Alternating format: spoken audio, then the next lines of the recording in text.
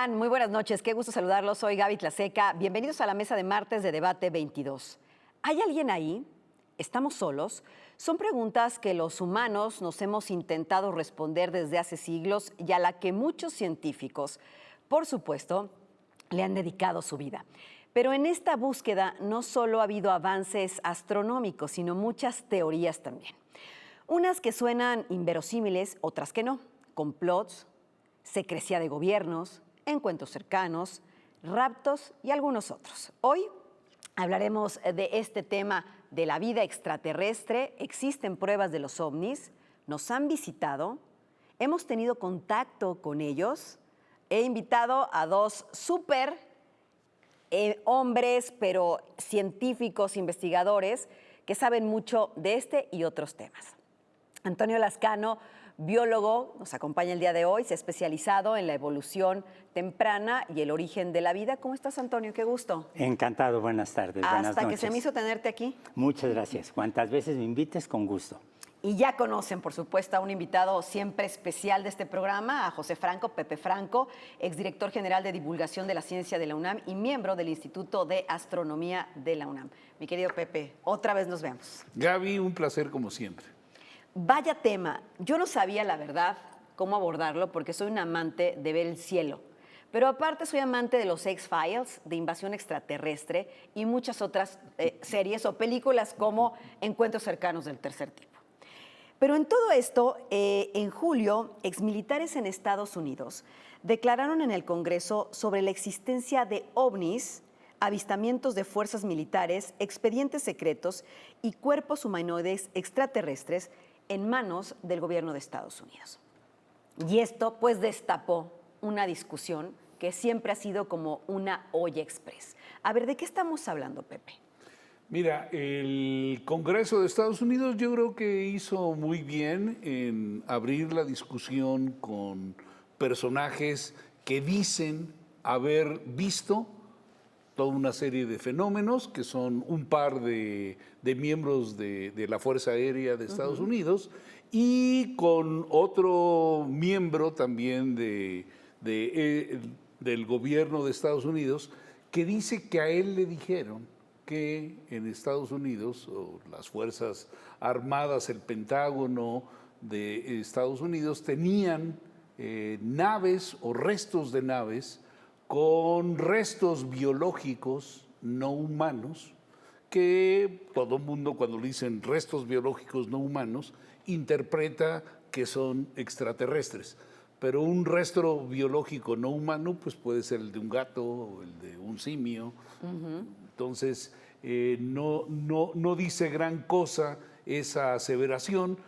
Y como a esta persona le dijeron que existía, pues tampoco va a decir mentiras al Congreso, porque digo, todo esto se hace bajo con juramento. Un protocolo, bajo juramento, pero no hay una prueba, de que existan esos restos de nave o esas naves, y tampoco de que exista para nada algún tipo de cuerpo no humano de origen extraterrestre. Entonces, esas pruebas no están. Sin embargo, ha habido un gran revuelo porque efectivamente todo mundo desea el que efectivamente esas cosas existan y que hayamos sido visitados por alguna civilización fuera de nuestro planeta. Pero mientras no haya pruebas, mientras no exista una prueba fehaciente de ninguna de estas cosas, pues habrá que ser escéptico. Y habrá que esperar a ver si en algún momento efectivamente dan una prueba de todo esto. Yo, sinceramente, dudo que esas pruebas existan.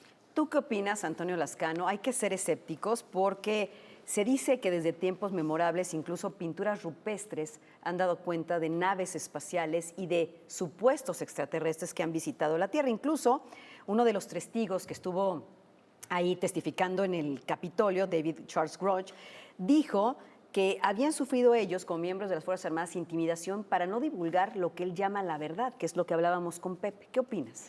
Bueno, primero coincido con Pepe en que hicieron bien en el Congreso de Estados Unidos en abrir la discusión. En segundo lugar, El Congreso de los Estados Unidos no es una autoridad científica. Déjame poner un ejemplo. Yo creo que de nosotros, de quienes nos puedan ver en este momento, nadie ha asistido jamás al Congreso estadounidense, a una sesión del Congreso. Pero sí hemos visto lo que pasa en el Congreso de México, o hemos visto lo que pasa en algunos congresos latinoamericanos, europeos. No están formados precisamente por puras personas racionales, cultas, inteligentes, sino que ven una serie de excentricidades que te hablan de la ausencia de una formación crítica o medianamente informada sobre la ciencia. En segundo lugar, en Estados Unidos, y eso a mí me parece ridículo desde que uno ve los programas en el Canal 4 en la tarde, esto de que Perry Mason tiene que jurar sobre una Biblia, pues sí, ¿qué tal si no eres creyente? Pero en fin, supongamos que la gente se lo toma muy en serio, ¿no? En tercer lugar, yo no dudo de la sinceridad con la que la gente dice haber sido intimidada o haber visto objetos o haber recibido señales, pero el problema es la interpretación. Una cosa es lo que tú estás viendo y otra cosa es lo que tú crees que estás viendo. Y yo recuerdo de adolescente, cuando me interesaba muchísimo la astronomía, tenía mi telescopio. Me acuerdo que un día vi al cielo y vi un objeto que se movía muy rápidamente, hasta que yo mismo me percaté que lo que se estaba moviendo muy rápidamente eran las nubes y lo que estaba viendo era un problema de interpretación de la vista. Yo personalmente creo que en el sistema solar estamos solos. Creo que es posible que la vida exista en otras partes del universo, pero creo que es muy casual que a una persona clase media, sin formación científica, sin una actitud crítica, con una historia de credulidad en alguna religión, qué sé yo, de repente se le aparezca un ser inteligente de otro planeta y le venga a decir, te vengo a traer la verdad sobre cómo curar el cáncer, resolver los problemas ecológicos o evitar la catástrofe atómica, ¿no? Hay gente que sí asegura haber visto estos objetos voladores no identificados, ovnis, como les decimos, sí, o UFOs, o ya tienen otras denominaciones. ¿Ustedes han visto alguno? ¿Conocen a alguien que haya visto alguno? Porque, a ver, hoy el cielo está abierto para todos y hoy con la tecnología que tenemos de todos tener un celular en la mano, pues es muy fácil grabar algo y compartirlo sin saber exactamente qué es, ¿no? A ver, yo sí creo que no estamos solos, pero ¿qué opinas, Pepe? Mira, yo no he visto absolutamente nada que pueda... Más que invasión extraterrestre. Sí, solamente en el cine o en la televisión. Y por otro lado, como bien decía Toño, pues uno a veces se imagina cosas y yo no pongo en duda que alguien diga que vio lo que quieras. Sin embargo, eso no implica que lo que vio sea realmente un objeto. El ejemplo que nos dio Toño es muy claro. Lo que veía eran nubes o imágenes asociadas a las nubes que no necesariamente son objetos. Y de hecho ya se cambió el nombre, ya no se les llama ovnis, porque denominar los objetos no identificados y voladores rápidamente lanza tu imaginación a que son naves y muy probablemente claro, extraterrestres. Cuando lo que uno está viendo, quién sabe qué sea, no necesariamente son objetos materiales, son imágenes. Y de hecho el nombre ya cambió y ahora se les llama fenómenos aéreos no identificados, son FANIS. Entonces vamos a olvidarnos del término ovni y del término objeto y hablemos de fenómenos.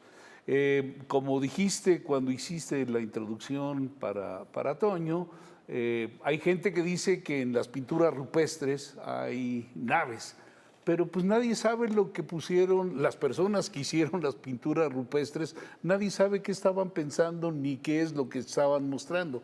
Cuando son animales, que son facilísimos de reconocer, sabemos que nos están planteando algo que tiene que ver con su vida, con la casa, etcétera. Pero decir que alguna figura o algo que pareciera ser una figura en una pintura rupestre es una nave espacial, pues es llevar la imaginación demasiado lejos. No, se dice que incluso algunas pirámides fueron ayudadas a construir, porque no existía la tecnología, por seres superiores que nos visitaron, ¿no? Pero allí hay un punto que a mí me gusta mucho mencionar. Carl Sagan, Sí. Que tenía una actitud muy crítica respecto a muchas cosas, hizo notar una vez algo muy interesante. Nadie dice que el Partenón fue hecho por extraterrestres, porque fue construido por europeos en épocas de las que tenemos registros. Pero si estamos hablando de las pirámides de Egipto, que es un pueblo ajeno, o de la red, por ejemplo, de hidráulica que lleva el agua a los arrozales en la China imperial, o en las pirámides de Yucatán, Sí. estamos hablando de una civilización rara y, como él decía, claro, son negros o son indios o qué sé yo, y entonces nos cuesta trabajo con la mentalidad colonialista europea, blanca o estadounidense, creer que hubo otras civilizaciones capaces de construir algo mejor que esas iglesias de madera que se les caen a cada rato en Estados Unidos. Y entonces él decía, reconozcamos el elemento racista. Por otro lado, ya que toqué el tema de Yucatán, las cosas a menudo se interpretan según la época. Yo recuerdo cuando se puso de moda decir que Pacal, el rey de Palenque, sí. estaba manejando una nave espacial. Cierto. Mis amigos arqueólogos, la gente que conozco especializada en arte prehispánica, te explica muy bien cómo es una planta de maíz, cómo está el rey yacente, qué sé yo. Pero además, esa nave espacial es de la época en la que la gente tenía un Volkswagen con un, ¿cómo se llama? La palanca de velocidades y un cross. No eran automáticos. Seguramente nunca leyeron las novelas de ciencia ficción en donde, por ejemplo, Isaac Asimov decía, colocan las manos sobre una pantalla y automáticamente pueden manejar las cosas hacia donde se quiera. O en ninguna de estas formas de arte antiguo, de otras culturas que no sean las occidentales, ves que estén manejando un mouse. Porque claro, las cosas se interpretan según el momento en el que están, ¿no? Por supuesto, a mí lo que me llama mucho la atención es como, sí, lo que decías tú, Pepe, ¿no? Queremos creer que existe esa vida superior a nosotros, que pueden venir, por ahí teorías que dicen que si pudieran contactarnos tardarían 400, miles de años en llegar, y que, ¿por qué seguimos insistiendo con un poco de esta parte de ciencia ficción los seres humanos? Incluso se habla, y parte de lo que se dijo en el Congreso, es que Estados Unidos tenía en su poder naves extraterrestres para poder hacer tecnología inversa. ¿A qué me refiero? Estudiar esta tecnología y pues aplicarla, por supuesto, aquí en la Tierra, a ver de qué se trata. Vamos a desmenuzarla para saber qué podemos hacer, ¿no? Entonces, a ver. Pero mira, la fantasía es infinita, nuestros deseos también son infinitos y queremos ver pues lo que queremos ver y vemos lo que queremos ver, no necesariamente lo que hay. Si hacemos un recuento de la historia, ¿cuándo empezaron a hablarse de avistamientos de objetos voladores o de naves extraterrestres? No hace mucho. Cuando el transporte se hacía a través de los mares y teníamos a marinos lanzándose a lugares prácticamente desconocidos, pues los monstruos marinos eran el equivalente de las naves espaciales en este momento. Sí, el monstruo del lago Ness y toda una el serie de Yeti, fantasías, porque eso, como dijo Toño, pues era lo que correspondía al conocimiento de la época, a la tecnología de la época y a los lugares que se estaban explorando en esa época. Ahora, nadie habla de monstruos marinos y a partir prácticamente de la Segunda Guerra Mundial para acá, que es cuando se desarrollaron los aviones y se desarrollaron los cohetes para pegarle al de junto con mucha precisión, entonces empiezan a aparecer todas estas fantasías. Entonces, las fantasías de los objetos voladores no identificados extraterrestres son fantasías nuevas que corresponden, como ya se planteó sobre la mesa por Toño, a la tecnología que nosotros estamos desarrollando.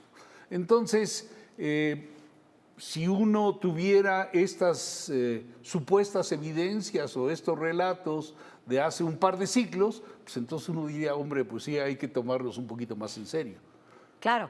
Ahora, el universo que está en permanente expansión esconde 100,000 millones de galaxias, cada una de las cuales alberga un número similar de estrellas sobre las que como mínimo se sabe que orbita un planeta. Entonces yo me pregunto, ¿por qué todavía, si existe vida y vida superior, o eso queremos pensar, no hemos sido contactados por ninguna civilización extraterrestre tangiblemente hablando, ¿no? A ver, yo creo que aquí hay que hacer algunas distinciones. En primer lugar, yo creo que hay que valorar enormemente el poder de la imaginación. Los grandes investigadores, las grandes científicas, los grandes matemáticos están dotados de una imaginación enorme. Pero yo creo que parte de la formación que uno tiene como científico es aprender a acotar esa información, no perderla, no perder el sentido de la imaginación, pero acotarla por las leyes de la física, la química, de la biología, claramente, en primer lugar. En segundo lugar, el que tú tengas multitud de estrellas que pueden tener planetas donde pueden haber compuestos orgánicos, no quiere decir necesariamente que esos compuestos orgánicos van a evolucionar hacia formas de vida.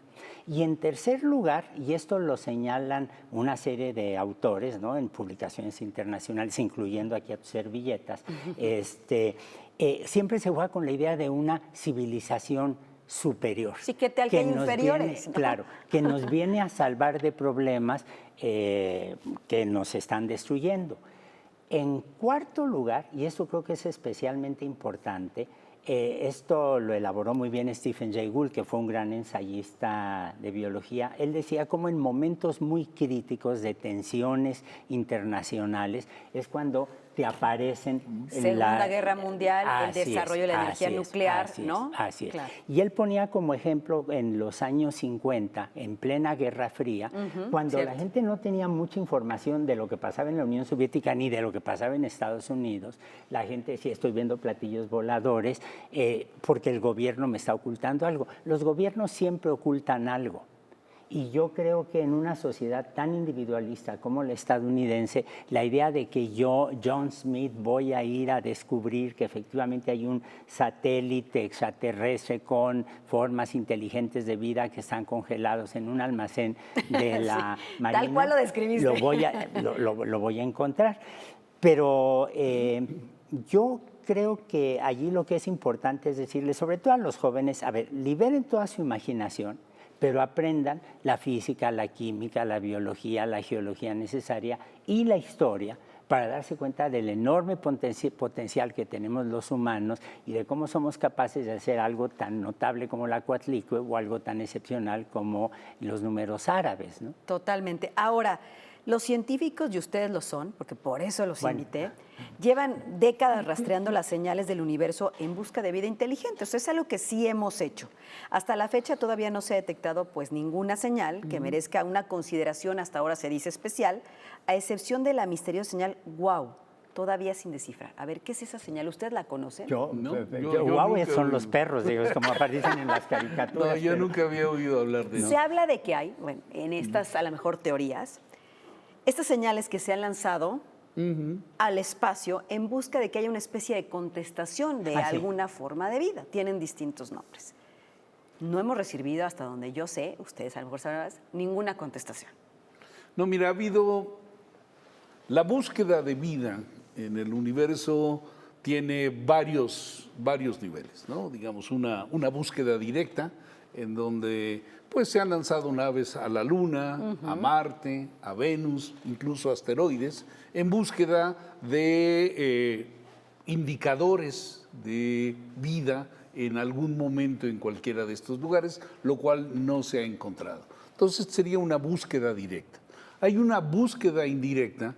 Se han detectado ya más de 5,000 planetas fuera de nuestro sistema solar. Estos planetas tienen atmósferas y con los nuevos telescopios se han podido observar los elementos químicos que hay en esas atmósferas.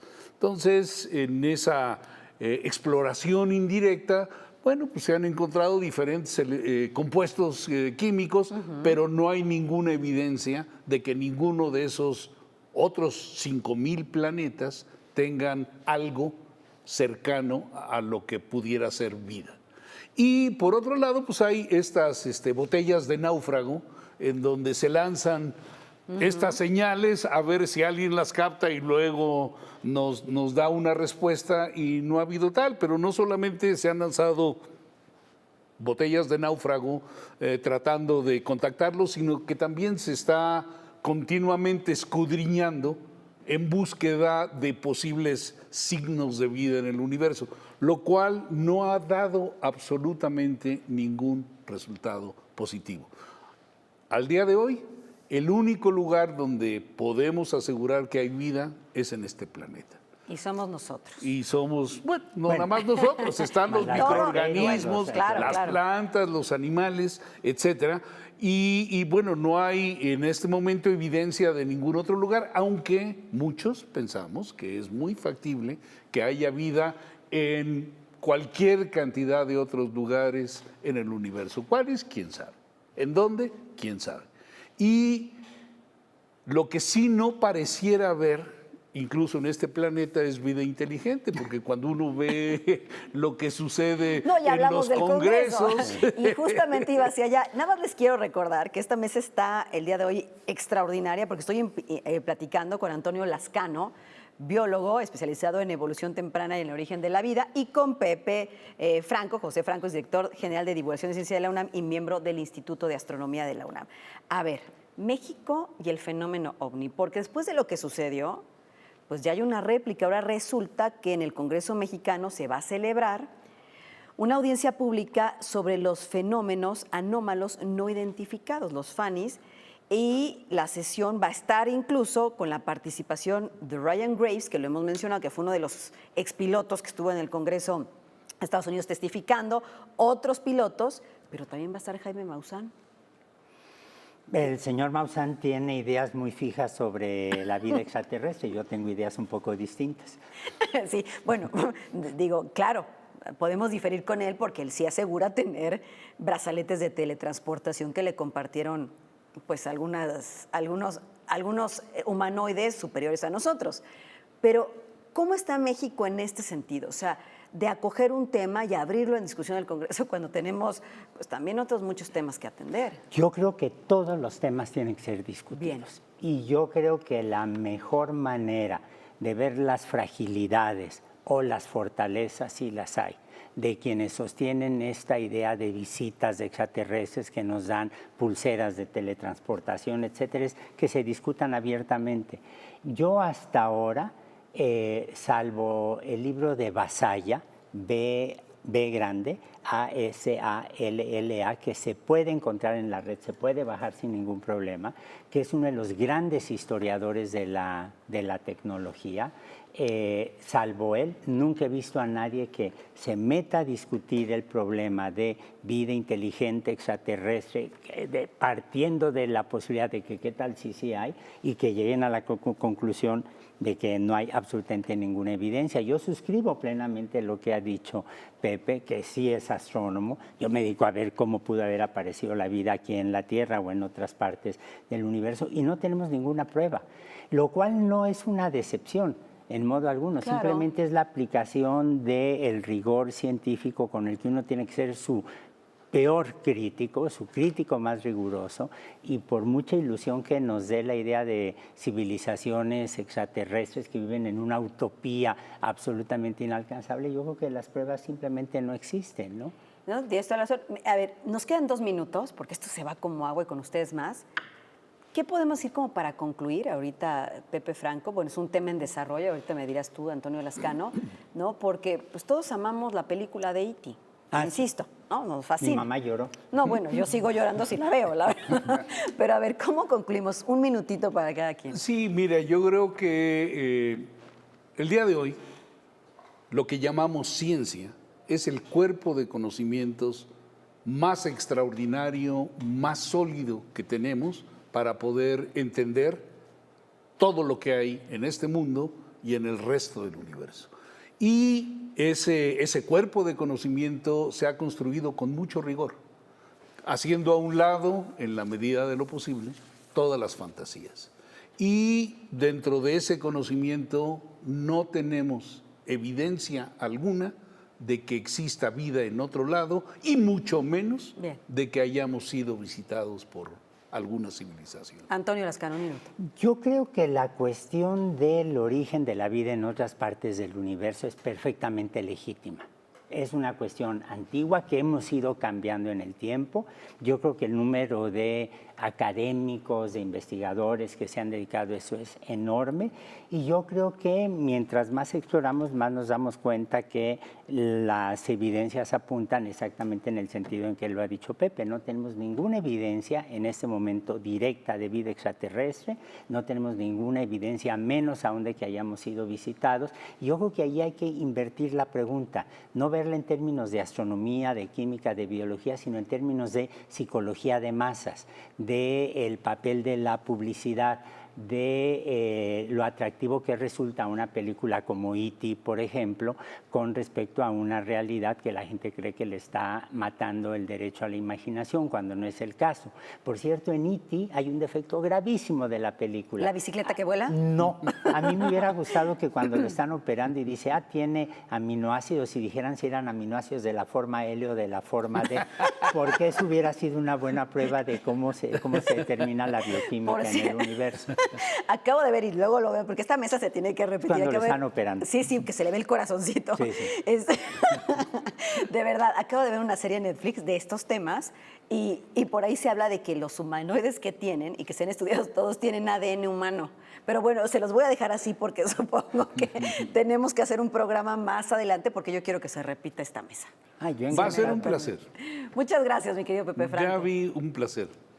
Antonio Lascano, muchísimas gracias. Gracias, Gaby, con mucho gusto. Y gracias a ustedes, como siempre, por acompañarme todos los martes en esta mesa de Debate 22. Qué buena mesa y les prometo que la vamos a repetir. Hasta la próxima semana. Soy Gaby Tlaseca.